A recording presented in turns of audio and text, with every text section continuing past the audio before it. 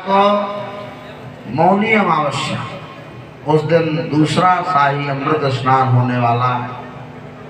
और ये पर्व स्नान नहीं, ये मुख्य स्नान माने गए हैं। इन स्नानों में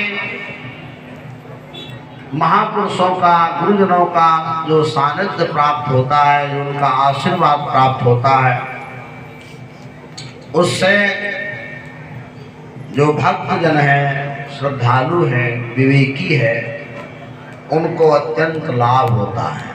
देखिए, महापुरुषों के साथ साथ कितने लोगों का कल्याण होता है। इसलिए कहा गया है, कहूँ राम न सके नाम गुणगाई, भगवान अपने नाम की महिमा वर्णन नहीं कर सकते। और राम से अधिक राम कर दासा, भगवान से भी अधिक भगवान के भक्त का महत्व है। यदि आप नारायण को प्राप्त नहीं कर पा रहे, ईश्वर का दर्शन पूजन नहीं कर पा रहे, तो उनके किसी भक्त को पकड़ लीजिए, उनके किसी शिष्य को आप उनके चरण ग्रहण कर लीजिए, उससे ही आपका मार्ग प्रशस्त हो जाएगा। संत देखो कैसे जीवन में कृपा करते हैं। एक बार की बात है, एक अत्यंत रजोगुणी तमोगुणी तामसी प्रवृत्ति का प्राणी था, और वो भजन तपस्या पूजा उपासना कुछ करता नहीं था ब्रह्मा जी। तो वह जो है, उसकी पत्नी उसको डांट लगाती कि तुम कुछ करते नहीं, रोज सत्संग होता, भजन होता, कभी सुनने जाते हैं, कुछ करो। तो महाराज कुछ करता नहीं। तो एक दिन उसकी पत्नी जो है, उसको लेकर के और एक सत्संग में गई, क्योंकि धर्म पत्नी ही होती है, धर्म पत्ना नहीं होता। बोलो राधे। आजकल सत्संग में, कथाओं में, भजनों में मातृशक्ति की संख्या अधिक है, क्योंकि ये भजन पूजा तपस्या दान सत्कर्म में आगे हैं। तो वो लेकर के गुरु जी के पास गई और बोले, इनको कुछ ऐसा उपदेश दीजिए जैसे भजन करने लगे, पूजन करने लगे। तो महाराज संत ने बहुत समझाया, और वो तो माने नहीं। बोले, मेरे पास समय ही नहीं है। बोले, एक घड़ी आधी घड़ी, आधी में बुनियाद, तुलसी संगत साधु की हरय कोट अपराध। बोले, कोई बात नहीं, समय नहीं है तो एक घड़ी निकाल लिया करो, कथा सुन लो, सत्संग कर लो, उतने में ही आपका कल्याण हो जाएगा। ज्योतिष शास्त्र के अनुसार 24 मिनट की एक घड़ी होती है। एक घड़ी भी सत्संग भजन उपासना कर लोगे, आपका कल्याण हो जाएगा। बोले, महाराज ये तो बड़ा समय होता है, मैं एक घड़ी भी नहीं कर सकता। बोले, आधी घड़ी कर लो, 12 मिनट ही सत्संग भजन उपासना कर लिया करो, इतने में कल्याण हो जाएगा। इतने दयालु संत होते हैं। उसने कहा, नहीं ये तो बहुत ज़्यादा समय है, 12 मिनट भी नहीं कर सकता। बोले, आधी में बुनियाद, आधी में भी आधी कर दिया। 6 मिनट भी यदि नित्य सत्संग करोगे, पूजन करोगे, भजन करोगे, आपका कल्याण हो जाएगा। तो महाराज उसने कहा, नहीं ये भजन पूजा उपासना जब ये मत बताइए, कोई छोटा सा उपाय बताइए। बोले, देखो जीवन में हर व्यक्ति के नियम होना चाहिए। यदि आपके कोई भी नियम नहीं है तो आप वंचित हैं। तब महाराज उस व्यक्ति को महाभारत की एक घटना सुनाई संत ने, और कहा, पांडवों के जीवन में हर पांडव के एक नियम था। एक बार एकादशी का व्रत किया पांडवों ने, और व्रत करने के पश्चात दूसरे दिन, क्योंकि ये वन में निवास कर रहे थे, 12 वर्ष का वनवास और 1 वर्ष का ज्ञातवास इनको मिला था, तो दूसरे दिन द्वादशी को पारण करना था। कोई व्यवस्था थी नहीं, क्या करें। अर्जुन गए और जाकर के दुर्वासा ऋषि यहाँ तप कर रहे थे जिस आश्रम में, उस आश्रम में गर्मी का समय था, सुंदर सुंदर आम के फल लगे थे। तो अर्जुन जो है अपने धनुर्विद्या का उनको ज्ञान था ही, और बाण से अभिमंत्रित करके उन्होंने एक पूरी डाल को नीचे निकाल लिया। और उस डाल कटी हुई डाल को अपने कंधे में रख कर के अर्जुन ले आए, आश्रम रख दिया। जब पांचों पांडवों ने, चारों पांडव, द्रौपदी ने अर्जुन के लाए हुए फलों को देखा तो बहुत प्रसन्न हुए। बोले बड़ा सुंदर व्यवस्था हो गई। पर इतने में युधिष्ठिर जी तो धर्म के ज्ञाता थे, उन्होंने कहा यह बताओ इस जंगल में ये तुम फल कहाँ से लाए? तो महाराज अर्जुन ने कहा यह फल मैं ऋषि दुर्वासा के आश्रम से लाया है। बोले आपने उनसे आज्ञा ले ली थी? बोले सो तो आज्ञा नहीं ली, वो तपस्या में थे। तो धर्मराज युधिष्ठिर डर गए। बोले तुमने अच्छा नहीं किया, बहुत क्रोधी ऋषि हैं, भगवान शिव के आवेशावतार माने जाते हैं। क्रोध कर दिया तो हम सबको जलाकर भस्म कर दें। बिना आज्ञा के, बिना अनुमति के क्या किया? अब क्या करें? तो महाराज पांडवों के तो परम भक्त श्री कृष्ण थे। जब कोई ऐसी स्थिति परिस्थिति बनती थी तो पांडव भगवान कृष्ण का स्मरण करते थे। पांडवों ने हाथ जोड़कर हे कृष्ण, हे द्वारकाधीश, रक्षा करो, दया करो, बचाओ, प्रार्थना की। उसी समय भगवान कृष्ण आ गए। इसीलिए तो कहते हैं कि दुख में सुमरण सब करे, सुख में करे न कोई। और जो सुख में सुमरण करे तो दुख काहे को हो। दुख में तो सब लोग भगवान को याद करते हैं, स्मरण करते हैं, पर जैसे सुख आता है परमात्मा भूल जाता है। इसलिए कहते हैं कि सुख के माथे सिल परे, जो नाम हृदय से जाए, बलिहारी वा दुख की, जो पल पल नाम जपाए। ऐसे सुख का क्या करेंगे जिससे भगवान का स्मरण भजन पूजन ही छूट जाए। कहे हनुमंत विपत प्रभु सोई, जब तब सुमरण भजन न होई। सबसे बड़ी विपत्ति क्या है? जब भगवान का पूजन, सत्संग, कथा श्रवण करना छूट जाए। तो भगवान कृष्ण तुरंत प्रकट हो गए, जैसे ध्यान किया भाव से। बोले क्या करना है? बोले ये अर्जुन से गलती हो गई अनजाने में, अब आप कृपा करें, दुर्वासा ऋषि के क्रोध से हमारी रक्षा करें। भगवान ने कहा चलो। उस डाली को फिर से लिया कंधे में, चल पड़े उस आश्रम में। क्या करें? बोले अब आप लोग अपने अपने नियम बताओ। सब पांडव पांचों के एक एक नियम था। बोले अपने अपने नियम की दुहाई दो और ये डाल फिर से जुड़ जाएगी। कभी कटी हुई डाल जुड़ती नहीं है, पर देखिए नियम का प्रभाव। बोले सबसे पहले धर्मराज युधिष्ठिर आप बड़े हैं, आप बताइए। युधिष्ठिर ने कहा मेरे भले ही प्राण चले जाएं पर मैं कभी झूठ नहीं बोलता। साच बराबर तप नहीं, झूठ बराबर बाप। जाके हृदय में सत्य है उसके हृदय में आओ। सर्वे सत्यम प्रतिष्ठितम। एक तराजू में सत्य को रखा जाए, दूसरे में अन्य साधन रखे जाएं तो सत्य का तराजू सबसे बड़ा होता है। इसलिए कहा गया धर्म न दूसर सत्य समाना, आगम निगम पुराण बखाना। सत्य से बढ़कर कोई धर्म नहीं। बोले मैं कभी झूठ नहीं बोलता, भले मेरे प्राण चले, और यदि यह बात सत्य है तो ये डाली जुड़ जाए। जैसे ऐसा कहा वो पृथ्वी से लगभग 1 फीट ऊपर दाल उठ गई। अब बोले भीम जी आपका नंबर है, आप भी अपना नियम बताओ। भीम ने कहा मैं ज्यादा तो नियम कुछ करता नहीं, पूजा पाठ उपाय सप्ताह। मेरा एक ही नियम है, जब मैं युद्ध करता हूँ युद्ध में मैं पीठ नहीं दिखाता। भले मेरा गला कट जाए पर मैं पीठ दिखाकर वापस नहीं होता। ये मेरा पक्का नियम। यदि ये नियम सही है तो ये डाल जुड़ जाए, फिर से कुछ आगे ऊपर की ओर डाली उठी। अब बोले अर्जुन से, बोले आप अपना नियम बताइए।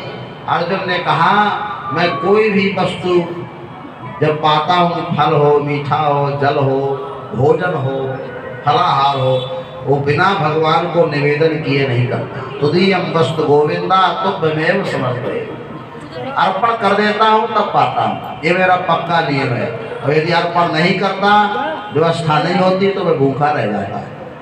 यदि ये नियम सत्य है तो डाली जुड़ जाए। ऐसा कहा, वो डाल फिर और ऊपर की ओर गई।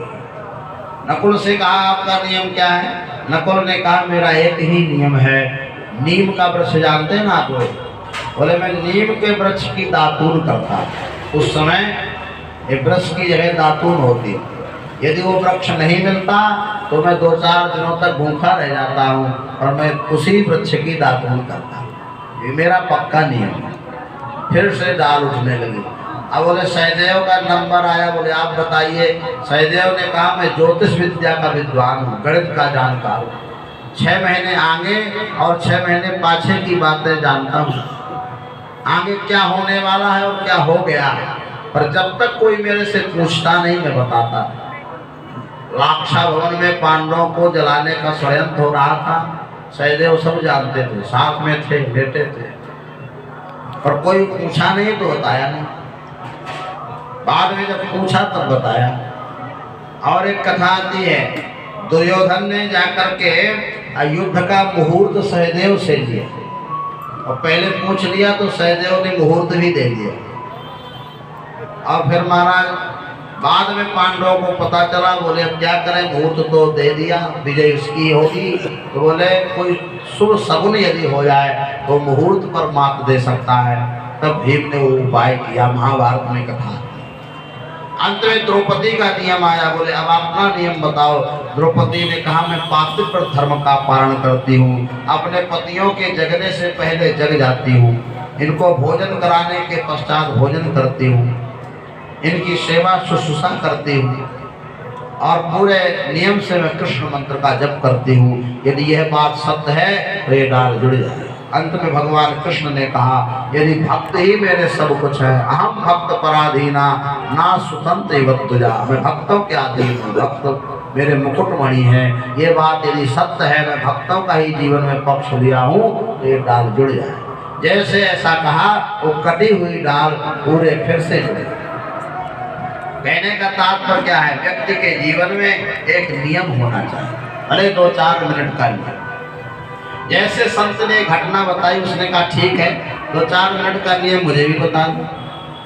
बोले आप कोई ऐसा नियम करो, किसी व्यक्ति का रोज दर्शन कर दिया करो। बोले ठीक है, ज्यादा नियम तो हो नहीं सकता। उसके दरवाजे में कुंभकार रहता था, घड़ा बनाने वाला, बड़े ध्यान से सुनो। सुबह जैसे जगता दौड़ कर जाता, कुंभकार घड़ा बनाने वाले के दर्शन कर लेता, लौट कर आ जाता, अपने काम में लग जाता। धीरे धीरे काफी समय व्यतीत हो गया। और कलयुग का नियम है, कोई नियम यदि 12 वर्ष तक चल जाता है तो सिद्ध हो जाता है। धीरे धीरे 12 वर्ष बीत गए, नियम सिद्ध हो गया। एक दिन सुबह उठ करके जगा, जैसे ही सुबह जगा देखने लगा वो कुंभकार घर में मिला नहीं। उसकी पत्नी से पूछा, उन्होंने कहा वो मिट्टी लेने खेत में गए। दौड़ते हुए गया।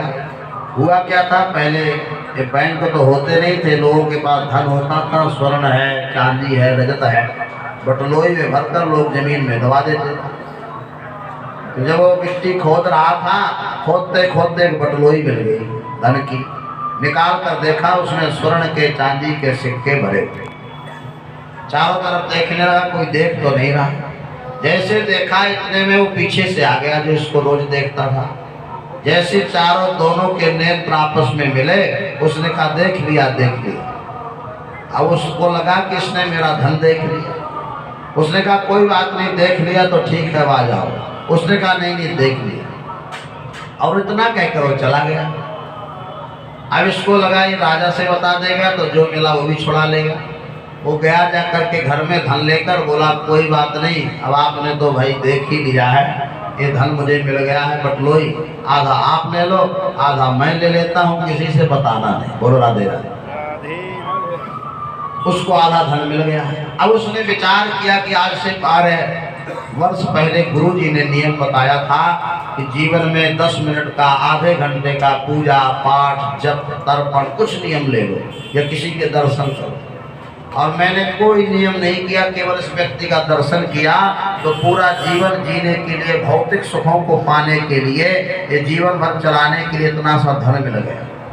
यदि गुरु जी की, सदगुरु की आज्ञा मानकर मैं तपस्या करता, भजन करता, कीर्तन करता, सत्संग करता तो भला क्या ना मिल जाता।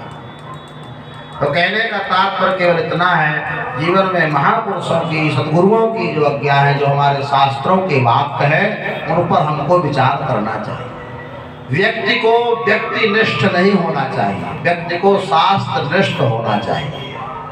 तस्मात् शास्त्रम प्रमाणम ते कार्याकार व्यवस्थित हो। हम सुबह से लेकर के रात तक जो भी काम करते हैं ये कर्म कांड कहलाता है और ये सब शास्त्रों में लिखा है। हम क्या करें क्या ना करें यही विचार करना तो हमारे शास्त्रों ने सिखाया। इसलिए हम और आपको विचार करना चाहिए। रामायण के माध्यम से, गीता के माध्यम से, पुराणों के माध्यम से नित्य अपने घर में सत्संग करना चाहिए, कीर्तन करना चाहिए, भजन करना चाहिए। और ये पवित्र भूमि प्रयाग है, यहाँ अमृत कलश देवताओं ने, जब देवताओं दैत्यों में युद्ध हुआ, अमृत की बूंदें इस स्थान में भी पड़ी है और यहाँ से अमृत लेकर हमको जाना है। न जाने कितने कुंभ निकल गए, कितने सत्संग हमने सुन लिए और उसका फल हमको विशेष रूप से क्यों नहीं मिल रहा? क्योंकि हम लोग सुनते तो बहुत हैं पर जीवन में उतारते नहीं।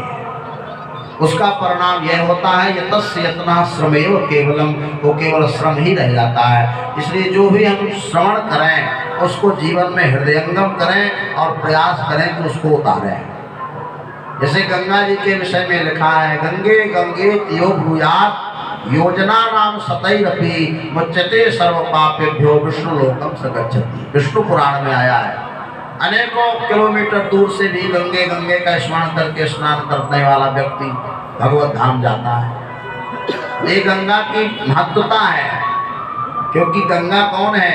भगवान नारायण के चरणों से गंगा जी भगवान नारायण का धोवन है। जिस समय बामन भगवान ने विराट स्वरूप धारण किया, इदम विष्णु विचक्र में त्रेधान्य पदम समूढ़ पागुम स्वाहा, और एक ही पैर में भूर्भुवा स्वाहा महाजन तप सप्तादि ऊपर के सप्तलोक तक भगवान का चरण चला गया।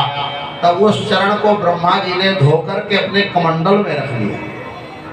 और जब सगर के पुत्रों के कल्याण के लिए दिलीप ने अंशुमान असमंजस आदि ने तप किया, तो भगवान ब्रह्मा ने देव नदी गंगा के रूप में उसी भागीरथी गंगा को गंगोत्री में उद्गम कराया। और वही है गंगा है जिनका हम लोग आज दर्शन कर रहे हैं। हमने पहले निवेदन किया, सर्वत्र सुलभा गंगा स्थाने सुदुर्लभा, गंगा द्वारे प्रयागे चा गंगा सागर संगम। वैसे तो गंगा का हर जगह स्नान करना पवित्र माना गया है, और गंगा सागर में, प्रयाग में और हरिद्वार में अत्यंत महत्व है। तो हम लोग जितने दिन यहाँ निवास करें, संतों का दर्शन करें, सत्संग करें, गंगा जी में गोता लगाएं और गंगा जी की शुद्धता पवित्रता का ध्यान रखें। बड़ा सुंदर आनंद आ रहा है हमारे कृष्ण निवास कैंप में। परम पूजनीय महामंडलेश्वर महाराज श्री जी के सानिध्य में सभी भक्त खूब आनंद प्राप्त कर रहे हैं। अब रासलीला का समय हो रहा है।